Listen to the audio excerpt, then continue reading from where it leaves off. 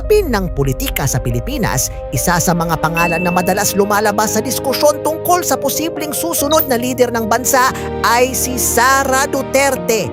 Maraming Pilipino ang nagtatanong kung bakit may malakas na suporta sa kanya at kung bakit may mga naniniwalang maaari siyang maging isang epektibong pangulo sa hinaharap.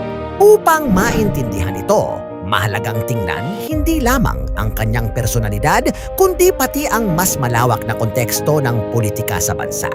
Isa sa mga pangunahing dahilan kung bakit malakas ang kanyang pangalan sa politika ay ang kanyang pinagmulan sa isang kilalang political family.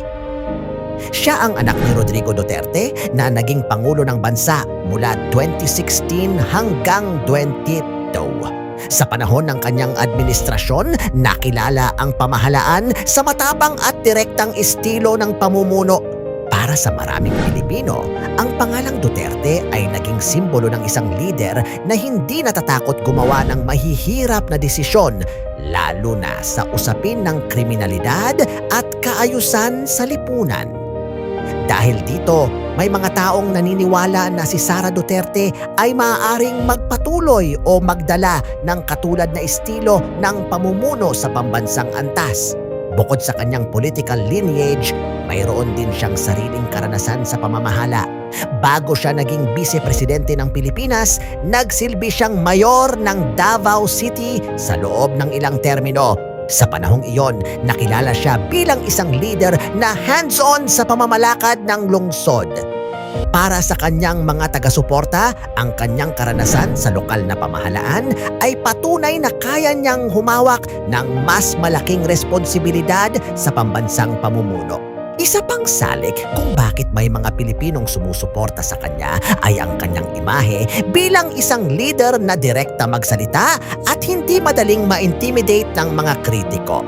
Sa politika ng Pilipinas, ang ganitong klase ng personalidad ay kadalasang nagiging popular dahil maraming botante ang naghahanap ng lider na mukhang matapang, matatag at handang gumawa ng desisyon kahit sa gitna ng matinding pressure. Gayunpaman, mahalagang tandaan na ang pagpili ng isang pangulo ay hindi lamang nakabatay sa popularidad o sa apelyido ng isang politiko. Sa isang demokratikong bansa, mahalagang suriin ng mga botante ang maraming aspeto, kabilang ang kanilang mga pulisya, plano para sa ekonomiya, pananaw sa edukasyon, seguridad at relasyon ng Pilipinas sa ibang bansa. Sa huli, ang tanong kung sino ang magiging susunod na Pangulo ng Pilipinas ay isang desisyong nasa kamay ng mga mamamayan. Ang bawat botante ay may sariling pananaw at karanasan na humuhubog sa kanilang pagpili. Ang mahalaga ay ang pagiging maalam at kritikal sa pagtingin sa mga kandidato. Dahil sa isang demokrasya, ang tunay na kapangyarihan ay hindi lamang nasa mga lider na namumuno sa gobyerno, nasa mga mamamayan na bumoboto at humuhubog sa direksyon ng kinabukasan ng bansa.